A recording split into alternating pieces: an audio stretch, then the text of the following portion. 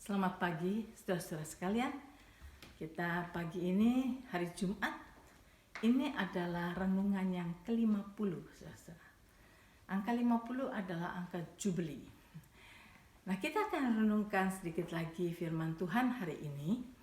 Masih tetap dengan tema hidup yang berarti. Nah, saudara-saudara, pada waktu saya renungkan, ada satu hal lagi yang saya merasa bahwa hidup kita akan berarti kalau di dalam hidup ini kita bisa melihat kebesaran Tuhan. Jadi saya berikan topik hidup yang dapat melihat kebesaran Tuhan. Nah, saudara, mungkin kedengarannya simple sekali, ya. Dan mungkin pada waktu saudara dengar ini, saudara bilang, saya tahu Tuhan itu besar, saya tahu Tuhan itu maha kuasa, saya tahu kebesaran Tuhan, apalagi yang perlu dipelajari.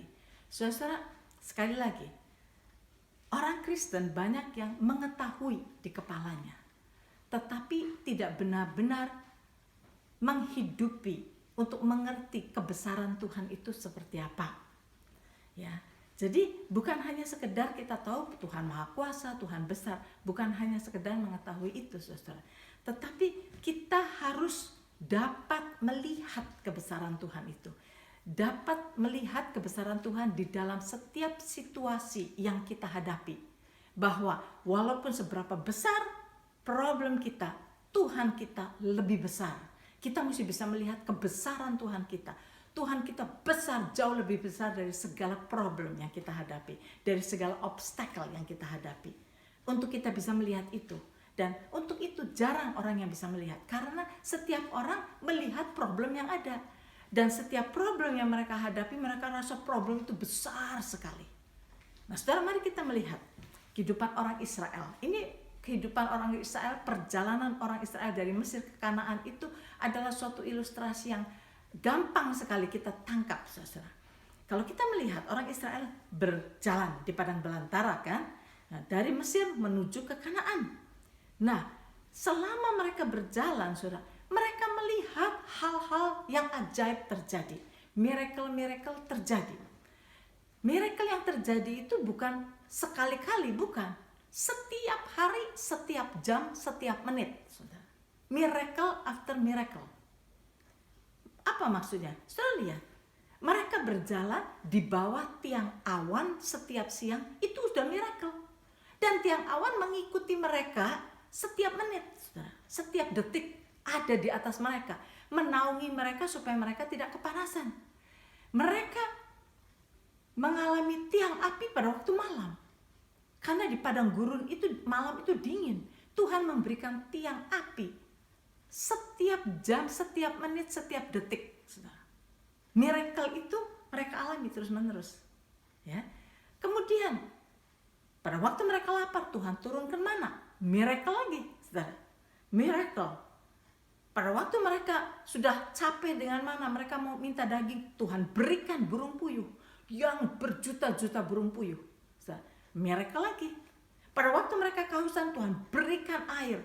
Miracle lagi. Saudara, jadi perjalanan orang Israel dari Mesir ke Kanaan itu terus mengalami miracle setiap menit, setiap detik di dalam hidup mereka. Tetapi mereka tidak bisa melihat kebesaran Tuhan. Saudara tahu, mereka tidak bisa melihat kebesaran Tuhan. Karena pada saat mereka sudah sampai di perbatasan, mereka kirim 12 pengintai ke sana. 12 pengintai pulang. Apa yang 12 pengintai itu katakan? Wow, penduduk sana adalah raksasa-raksasa. Kita ini seperti belalang, katanya. Yes, mereka membandingkan diri mereka dengan raksasa. Itu raksasa, kami belalang. But where is God? Where is God? Mereka tidak pernah mengingat Tuhannya itu jauh lebih besar daripada raksasa itu. Bahkan Tuhan itu yang menciptakan raksasa itu. Saudara lihat di sini. Mereka mengalami miracle setiap hari, masih tidak bisa melihat kebesaran Tuhan. Jadi sebab itu, kalau saudara berkata, saya ngerti Tuhan besar, saya ngerti Tuhan maha kuasa. But do you realize kebesaran Tuhan itu? Tuhan yang besar itu ada beserta dengan kita setiap hari, setiap saat, saudara-saudara. Nah, mari kita melihat orang-orang yang bisa melihat kebesaran Tuhan dan apa hasil daripada kehidupan mereka. Contoh yang pertama adalah Daud. Kita lihat Daud, saudara. Daud itu pada saat dia menghadapi raksasa Goliat, saudara, dia tidak anggap Goliat itu. Mengapa? Karena dia bisa melihat Tuhannya yang besar. Dia bisa melihat kebesaran daripada Tuhannya. Tuhan itu maha besar. Goliat itu walaupun raksasa, nothing dibandingkan dengan Tuhan. Karena dia bisa melihat kebesaran Tuhan, sebab itu dia berani berjalan melawan Goliat hanya dengan sebuah ketapel, saudara. Dia bisa mengalahkan Goliat hanya dengan satu batu kecil dan seling yang dia pakai. Itu semua bukan karena kehebatan Daud, bukan, tetapi karena perspektif Daud. Daud bisa melihat Tuhan yang besar menyertai dia melawan Goliat. Tuhan jauh lebih besar daripada Goliat. Dia melihat kebesaran Tuhan, itulah sebabnya dia bisa menang. Mari kita melihat lagi. Kapan dalam kehidupan Elia dia merasa berarti? Kapan? Saudara ngikuti pelajaran mengenai Elia kan? Kapan Elia merasa bahwa kehidupannya berarti? Yaitu pada saat dia mengalahkan 850 nabi-nabi Baal. Pada waktu dia membuat seluruh orang Israel bertobat. Di situ dia merasa bahwa dirinya berarti, ya kan? Nah, sekarang saudara, bagaimana caranya sampai dia bisa mempunyai kehidupan yang berarti? Mengapa dia bisa mengalami itu? Karena dia bisa melihat Tuhannya jauh lebih besar daripada Baal, jauh lebih besar daripada 850 profet Baal. Dia bisa melihat itu. Dia bisa melihat Tuhannya besar. Itulah sebabnya pada saat dia harus berperang melawan 850 profet Baal, dia tidak takut karena dia tahu dia mempunyai Tuhan yang besar. Dia bisa melihat kebesaran Tuhannya. Bukan hanya teori, bukan hanya tahu sebagai pengetahuan, tetapi dia menyadari akan kebesaran Tuhannya. Itu yang membuat dia bisa mengalahkan 850 profet Baal. Karena dia tahu Tuhan lebih besar dari Baal yang disembah oleh mereka. Maka kita melihat di sini, kita harus melihat bahwa Tuhan kita itu lebih besar dari segala problem yang kita hadapi, saudara. Jangan kita anggap bahwa itu problem begitu besar. Mengapa kita seringkali melihat problem kita besar sampai kita mengabaikan Tuhan kita? Karena kita merasa problem kita besar sekali. Di manakah Tuhan? Di manakah Tuhan? Kita melihat problem saya besar sekali. Mengapa, saudara? Segala sesuatu yang kita fokuskan, semakin kita fokus kepada apa yang kita perhatikan, semakin besar apa yang kita perhatikan itu.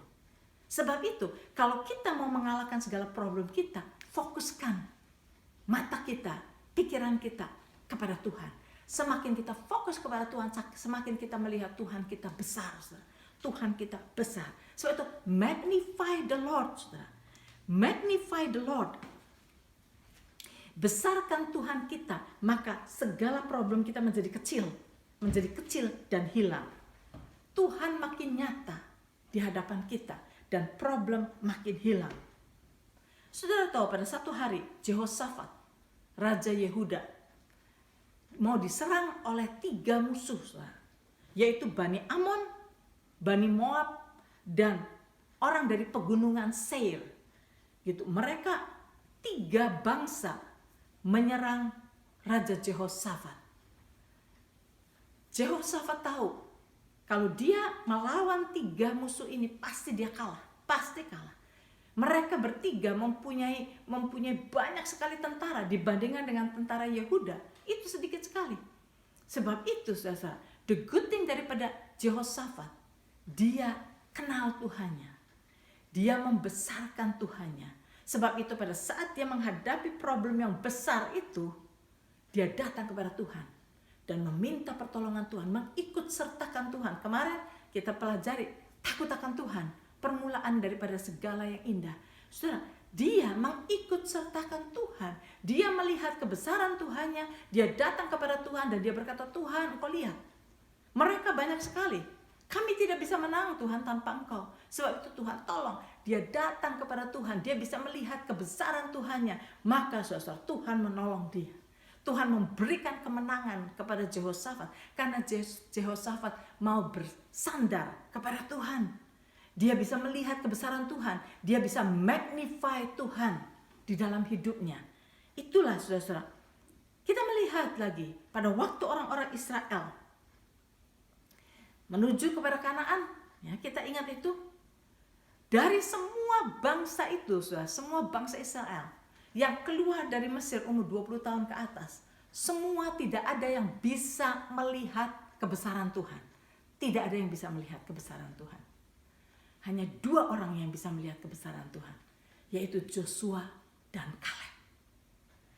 Itulah sebabnya pada saat 12 pengintai pulang, 10 diantaranya berkata, jangan, kita tidak bisa menang, musuh kita terlalu besar, kita tidak akan bisa menang menurut mereka. Joshua dan Kaleb berkata, kita bisa mengalahkan mereka, bersama dengan Tuhan kita bisa mengalahkan mereka. Joshua dan Kaleb bisa melihat kebesaran Tuhannya. Saudara, kalau saudara tanya kepada orang Israel pada saat itu, apakah kamu tahu bahwa Tuhanmu besar? Pasti mereka bilang, of course saya tahu, Tuhan Maha Kuasa, Tuhan besar. Sama seperti banyak orang Kristen yang berkata, of course saya tahu Tuhan besar, Tuhan Maha Kuasa. Tetapi pada saat menghadapi problem kelihatan lebih besar di hadapan kita daripada Tuhan. Sebab itu saudara, kalau kita mau mempunyai kehidupan yang berarti, mari kita belajar untuk melihat kebesaran Tuhan kita. Magnify God, saudara.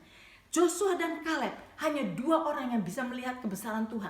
Dia bisa melihat kekuatan Tuhan. Dia bisa melihat kemahakuasaan Tuhan. Itulah sebabnya hanya 2 orang ini yang masuk Kanaan. Berhasil memasuki Kanaan. Mempunyai kehidupan yang berarti. Inilah. Sebab itu kita mesti melihat bahwa kalau hari ini, hari Jumat ini, hari yang ke-50 di dalam perenungan kita. Saudara, kita lagi merenungkan hidup yang dapat melihat kebesaran Tuhan. Bukan hanya tahu, bukan hanya mengerti, tapi dapat melihat kebesaran Tuhan. Maka kita akan mengalahkan segala problem kita. Kehidupan kita menjadi berkemenangan, kehidupan kita berarti. Sampai di sini dulu.